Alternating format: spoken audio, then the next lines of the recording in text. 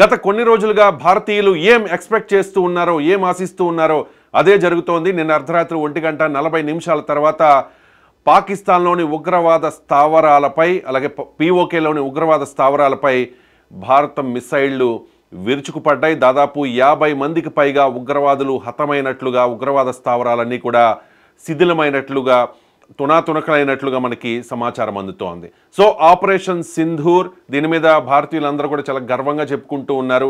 పహల్గామ్ దాడిలో 26 మందిని పర్యాటకుల్ని చాలా అత్యంత కిరాతకంగా మతం అడిగి మరీ చంపేసిన దానికి ప్రతీకార దాడి, తగిన శాస్తి పాకిస్తాన్కి జరిగింది అంటూ ఆనందం వ్యక్తం చేస్తూ ఉన్న పరిస్థితి కనిపిస్తోంది. ఎంజీ రావు గారు మనతో ఉన్నారు. గత కొన్ని రోజులుగా, అంటే ఈ పహల్గామ్ దాడి జరిగిన తర్వాత ప్రతిరోజు కూడా ఇండియా పాక్ సంబంధాలు, అప్డేట్స్, డెవలప్మెంట్స్కి సంబంధించి మనకి డీటెయిల్డ్గా వివరాలు అందిస్తూ ఉన్నారు. ఎంజీ రావు గారు రెస్పాండ్ అవుతారు. పహల్గామ్ దాడికి ప్రతీకారం తీర్చుకోలేదు, ఇంకా ప్రతీకారం స్టార్ట్ చేసింది భారత్. సో ఇప్పటికే 9 ఉగ్రవాద స్థావరాలని నాశనం చేసేసింది. చాలా వందల మంది ఉగ్రవాదులు చనిపోయినట్టుగా మనకున్న సమాచారం, ఇంకా తాజా సమాచారం అందాల్సి ఉంది. సో దీనికి సంబంధించి పూర్తి వివరాలని ఎంజీ రావు గారు కంటిన్యూ చేస్తారు. కంటిన్యూ చేయండి ఎంజీ రావు గారు.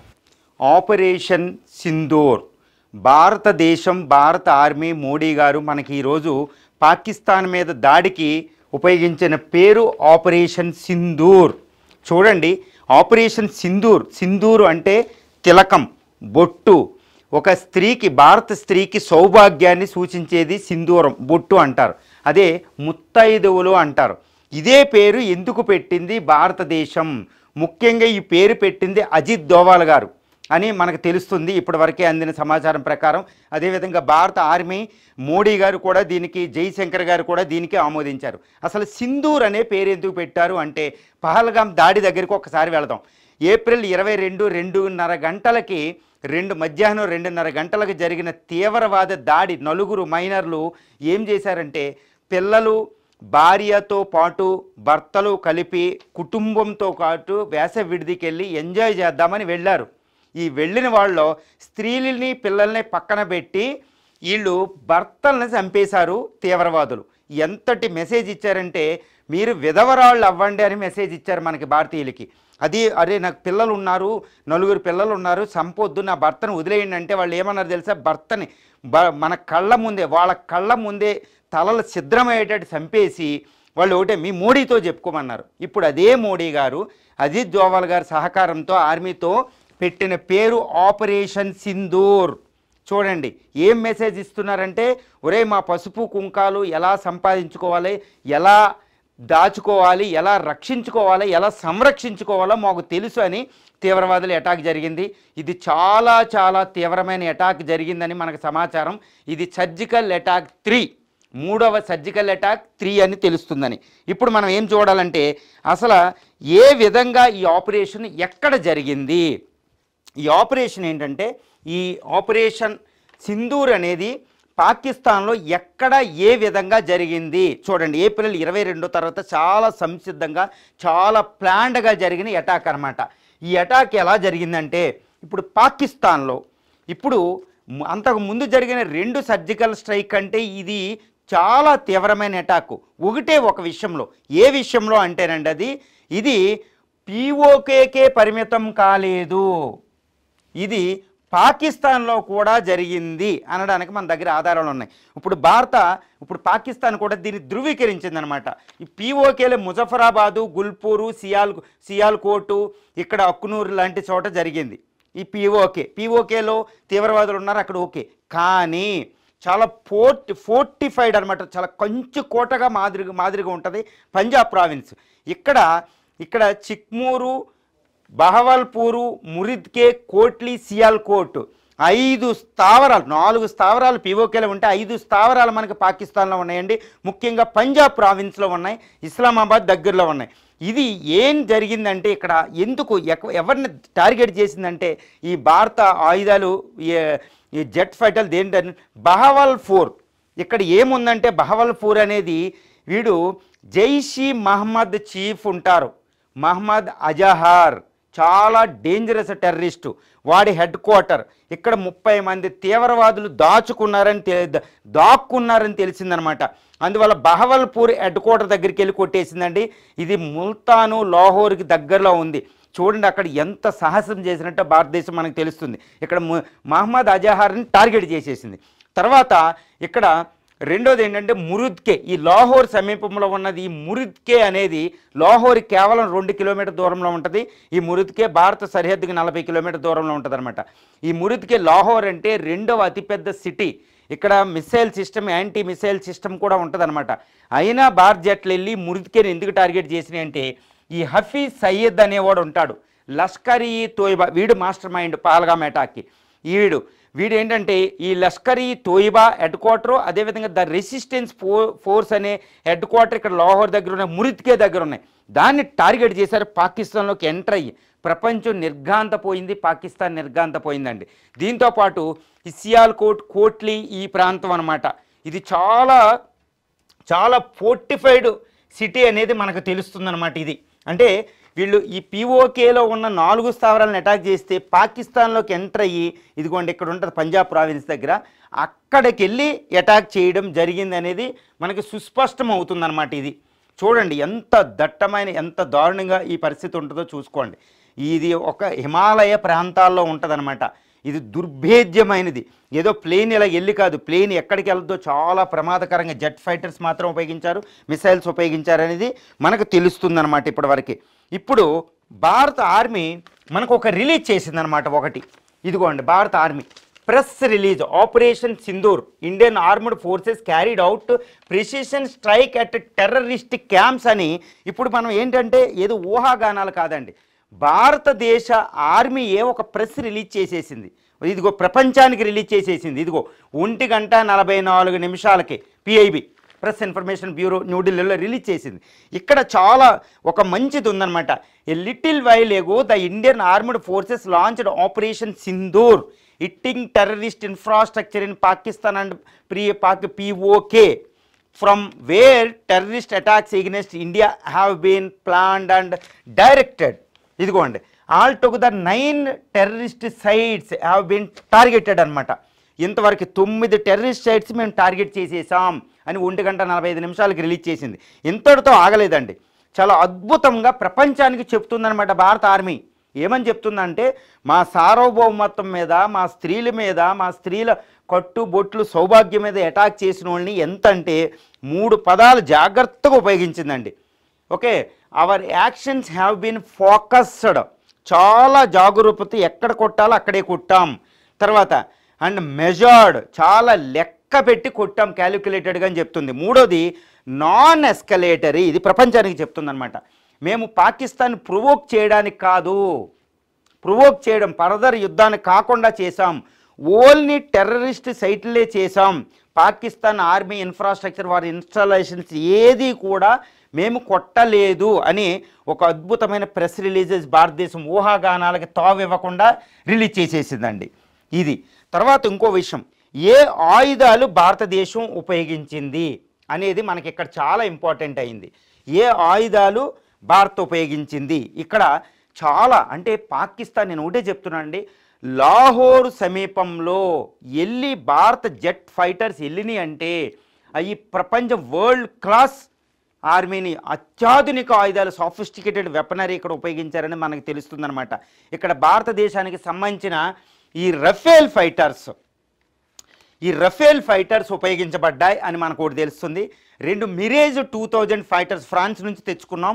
అవి ఏంటంటే గ్రౌండ్ అటాకింగ్ అనమాట. ఇప్పుడు రఫేల్ ఏంటంటే పైనుంచి కొట్టేస్తుందండి, చాలా తీవ్రంగా ఉంటుంది. కానీ గ్రౌండ్లో ఈ కిలోమీటర్ ఎత్తు, 2 కిలోమీటర్లు ఎత్తు వెళ్ళి కొట్టేస్తాయి అనమాట. చాలా 500 హాఫ్ కిలోమీటర్ పరిధిలో వెళ్తాయి. అవి మిరేజ్ 2000 ఫైటర్ చేయగలుగుతాయి అనమాట.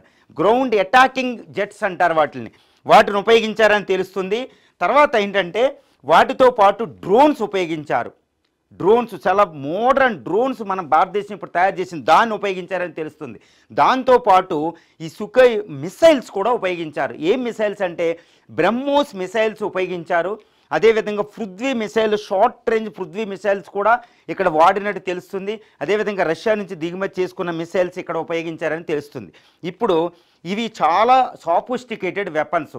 ఇక్కడ ప్రధాని మోడీ గారు ఇక్కడ ఈ అటాక్ చేసేటప్పుడు ఢిల్లీలో దాన్ని పర్యవేక్షణ చేస్తూనే ఉన్నారు వార్ రూమ్లో. అక్కడ అజిత్ దోవల్ గారు ఉండడం జరిగింది, అందరూ ఉండడాన్ని ఈ ఆపరేషన్ సింధూర్ని పూర్తి ప్రధాని పర్యవేక్షణలో జరిగిందని తెలుస్తుంది.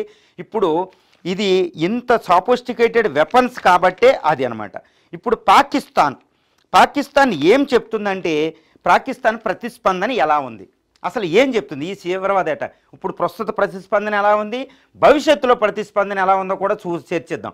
పాకిస్తాన్ ప్రతిస్పందన ఎలా ఉందంటే వెంటనే ఉదయం 5 గంటలకి పాకిస్తాన్ ప్రధానమంత్రి షహబాజ్ షరీఫ్ గారు వెంటనే వాళ్ళ క్యాబినెట్ కమిటీ, సెక్యూరిటీ కమిటీని మీట్ చేసేశారు.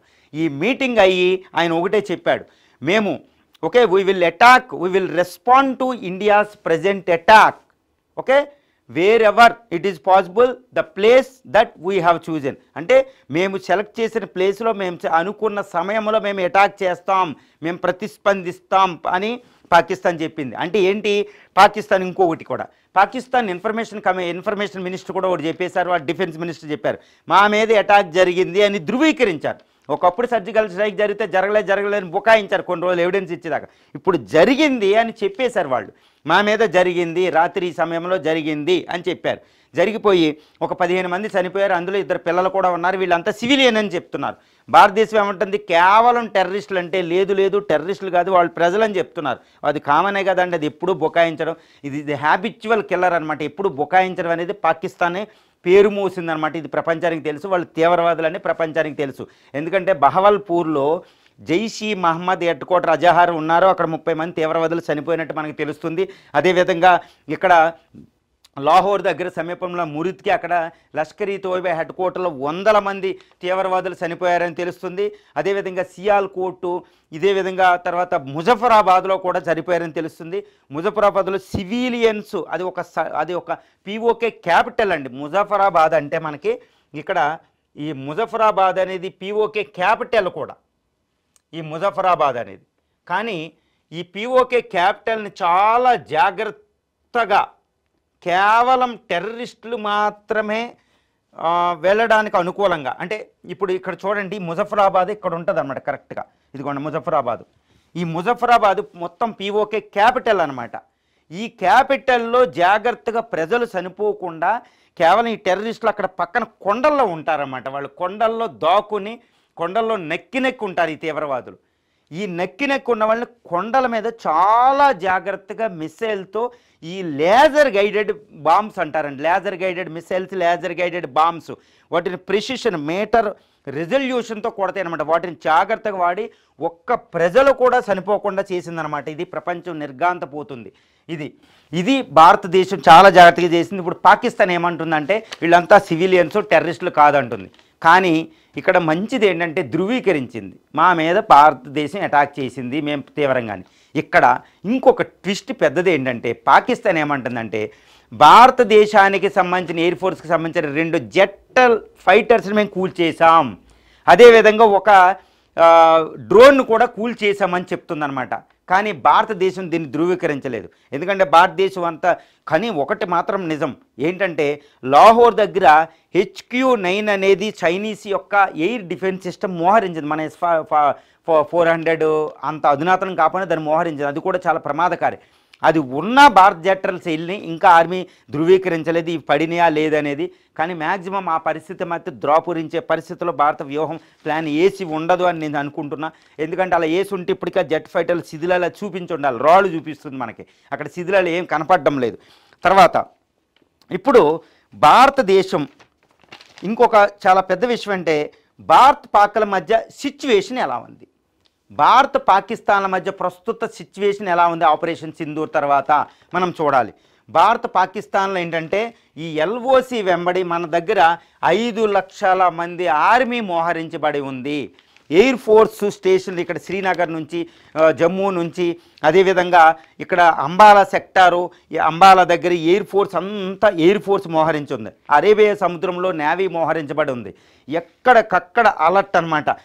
ఇక్కడ భారతదేశంలో ఏంటంటే ఇదిగోండి ఎల్ఓసి వెంబడ మనకు 5 లక్షల మంది, వీళ్ళకి 3.5 లక్షల మంది ఆర్మీ మోహరించబడి ఉంది. ఈ రాత్రి పాకిస్తాన్ ఏం చేసిందంటే టోటల్ షెల్లింగ్ అండి. ఇది ఇప్పుడు దాకా గన్నలు ఈటి పెట్టి కాల్చేది. ఈరోజు నైట్ ఏం జరిగిందంటే ఆర్మీ ట్యాంకులు, ఆర్టిల్లరీ, హెవిజర్, శతఘ్నులు ఉపయోగించడం మొదలుపెట్టిందన్నమాట పాకిస్తాన్. సో ఆర్మీ తీవ్రంగా ప్రతిస్పందిస్తుంది. టోటల్ యుద్ధ వాతావరణం, ఎక్కడికక్కడ స్కూల్స్, ఇటు పాకిస్తాన్ మెడికల్ ఎమర్జెన్సీ ప్రకటించేసింది పాకిస్తాను. ఇండియా ఏం చేసిందంటే ఇండియా స్కూల్స్కి సెలవులు ఇచ్చింది. ఇండియాలో ఉన్న ఎయిర్పోర్ట్లు శ్రీనగరు, అమృత్సరు, లేహ్, అదేవిధంగా పంజాబ్, లూధియానా, అంబాలా, జైపూర్ వరకు అన్ని ఎయిర్పోర్ట్లు అన్నీ ఎక్కడికక్కడ ఫ్లైట్లు ఆపడం జరిగింది. ఇందులో కీలకమైన ఎయిర్పోర్ట్లు Srinagar airport army air force ఆధీనంలో కూడా తీసుకుంది. ఎందుకంటే దాన్ని ఉపయోగించడానికి అవసరం అనుకుంటే అది యుద్ధానికి వస్తే ఈ విధంగా స్కూల్స్ అన్ని సెలవులు ఇవ్వడం జరిగింది. ఈరోజు మాక్ డ్రిల్ ఉంది. ఎక్కడికక్కడ బ్లాక్అవుట్ అంటారన్నమాట. ఏదైనా నైట్లు లైట్లు వేసి ఉంచకూడదు. ఆర్మీ ఎయిర్ ఫోర్స్కి తెలుస్తుంది అనమాట. సో ఎక్కడికక్కడ బ్లాక్అవుట్ చేస్తున్నారు. ఎక్కడికక్కడ భారతదేశం స్ఫూర్తి సంసిద్ధతో ఉంది. పాకిస్తాన్ పరిధిలో చూస్తే ఎక్కడికక్కడ ఉనికిపోయి ఉందన్నమాట. యుద్ధ భీతి ఉందన్నమాట. పాకిస్తాన్ ప్రజలు అల్లాడిపోతున్నారు. ఇప్పుడు ఈ ఎయిర్ స్ట్రైక్, రాత్రి జరిగిన ఎయిర్ స్ట్రైక్స్తో ఎంతమంది, వందలాది మంది చనిపోయినట్టు తెలుస్తుంది తీవ్రవాదులు. ప్రజలైతే భీతిల్లుతున్నారు. వాళ్ళకి మరణాలు లేకపోయినా ఏమీ లేకుండా. ఎందుకంటే సైరన్, వార్ సైరన్స్ ఉంటాయండి. భయానకంగా చెవులు గొళ్ళెత్తిపోతాయి అనమాట. అదంతా పాకిస్తాన్ అన్ని సిటీల్లో, ఇస్లామాబాద్ నుండి ఈ సియాల్కోటు, లాహోరు, ఈ మురుద్కే, బహవల్పూర్ మొత్తం యుద్ధ సైరన్తో మోగిపోతుంది. భారతదేశం రాత్రి 45 నిమిషాలకి, 1:45 భారత ఫైటర్స్ వెళ్తే ఒళ్ళు జెట్ ఫైటర్స్ చాలా సౌండ్ అవుతుంది. ట్రోపోస్ఫియర్ పై దాకా వెళ్ళిపోతాయి అనమాట. ఆ సౌండ్కి ప్రజలు ఎవరు నిద్రపోవాలో తెలుస్తుంది. బంకర్లోకి వెళ్ళిపోయి చెట్ల చోట్లకి వెళ్ళి రాళ్ళ చోట్ల దాక్కున్నారని తెలుస్తుంది. పాకిస్తాన్లో ఒక రకమైన యుద్ధ భీతి ఇక్కడ ఉంది. ఇప్పుడు పాకిస్తాన్ ఎలా ప్రతిస్పందిస్తుంది భవిష్యత్తులో అనే దానికంటే ముందు ప్రపంచం ఎలా ప్రతిస్పందించింది. రాత్రికి అంటే మనకి రాత్రి పగలు యునైటెడ్ స్టేట్స్ ఆఫ్ అమెరికాలో వెంటనే ట్రంప్ గారు చేశారన్నమాట. ట్రంప్ గారు ఏం చేశారంటే వెంటనే ప్రెస్ ఒక స్టేట్మెంట్ ఇవ్వడం జరిగింది. అదేంటంటే ఇట్స్ ఏ షేమ్, ఇది ప్రపంచానికి మంచిది కాదన్నట్టు ఒక స్టేట్మెంట్ ఇచ్చేశారు. ఆయన ఎక్స్పెక్ట్ చేశారంట కూడా. ఈ అటాక్ నేను ఎక్స్పెక్ట్ చేశాను, అదే జరిగింది. కానీ ఇది దీంతో పాటు సరిపోతుంది, ఇంక ఇది ఎండ్ అవుద్ది, ఇంకా జరగదు, ఇలాంటి సిచ్యువేషన్ ఆగిపోద్దని అక్కడ ట్రంప్ గారు ఒక విషయాన్ని చెప్పారనమాట. వెంటనే ట్రంప్ గారు స్టేట్మెంట్ ఇచ్చి మన Ajit Doval, national security adviser గారు అజిత్ దోవల్ ఏం చేశారంటే United States of America foreign secretary అంటారు మార్కో రూబియో తోటి వెంటనే మాట్లాడడం జరిగింది. ఇది బ్రీఫ్ అప్ చేశారన్నమాట. ఇలా అటాక్ చేసాం, కేవలం టెర్రరిస్టులు మేము చంపాం, ప్రజల జోలికి వెళ్ళలేదు, ఎక్కడికక్కడ మేము సంసిద్ధమైందో దాన్ని ప్రొవోక్ చేయలేదు, ఇదిగోండి మా ప్రెస్ రిలీజ్, ఇది ఎవరిని సివిలియన్స్ చనిపోలేదు, పాకిస్తాన్ని ఆర్మీకి సంబంధించిన దేన్ని మేము అటాక్ చేయలేదని ఇండియా అమెరికాకి బ్రీఫ్ చేసింది. ఎందుకంటే అమెరికా చాలా ఇంపార్టెంట్.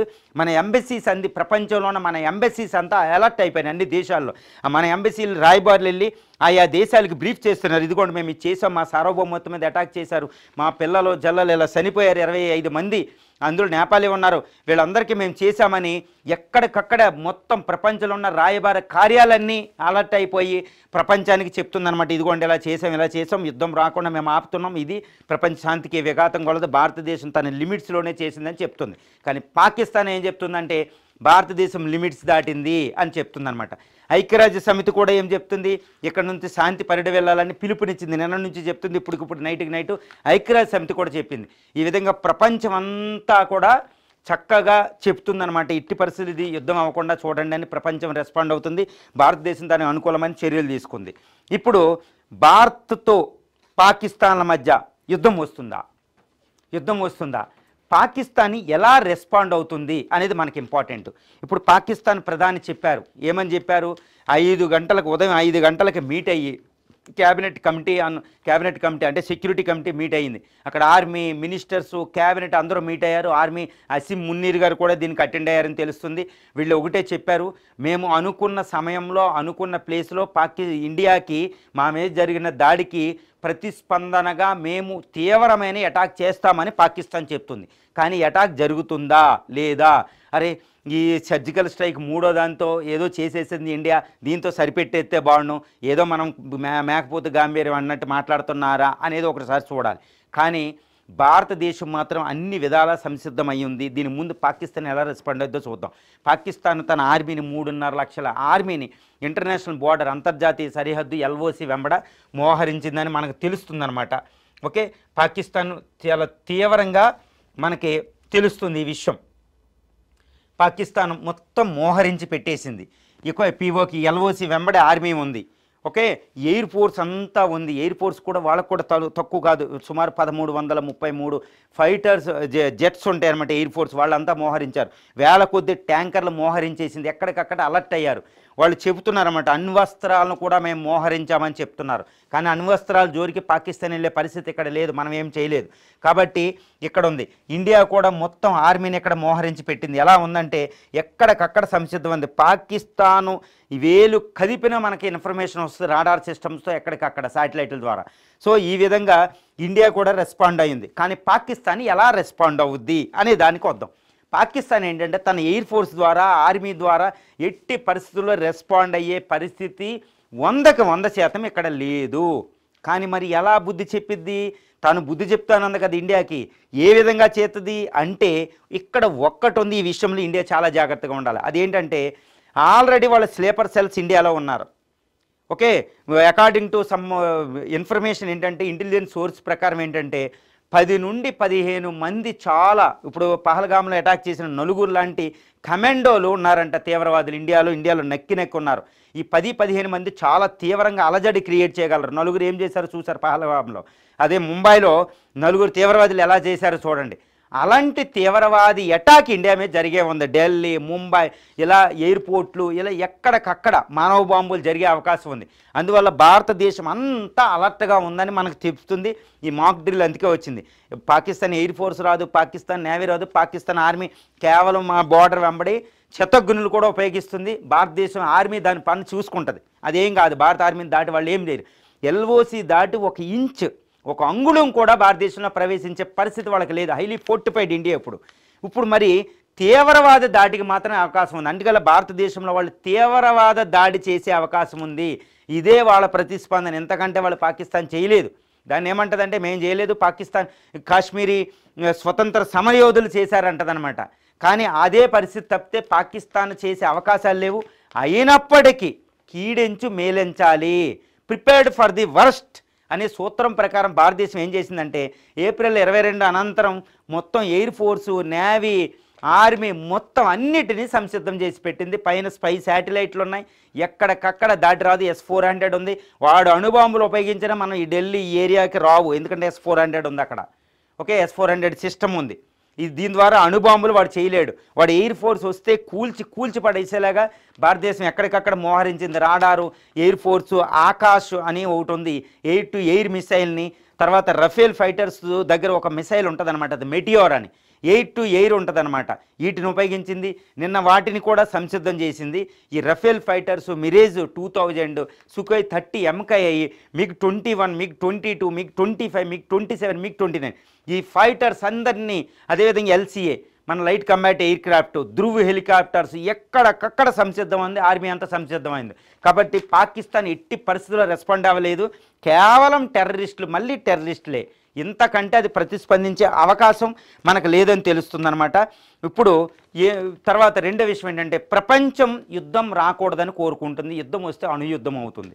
కానీ ఇప్పుడు చైనా ఇంకా ప్రతిస్పందించలేదు. ఏ దేశాలు ఎలా ప్రతిస్పందిస్తాయో ఇక్కడ నుంచి వెయిట్ చేద్దాం. ఈ వచ్చే 24 గంటల వ్యవధి అనేది భారతదేశానికి చాలా కీలకం. పాకిస్తాన్కి అవమానం జరిగింది.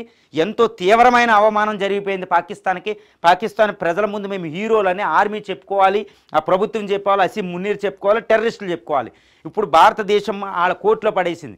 వాళ్ళు ప్రతిస్పందిస్తే భస్మం అయిపోతారు, ప్రతిస్పందించకపోతే తీవ్రమైన అవమానం. ప్రజలు భీతిల్లిపోతున్నారు.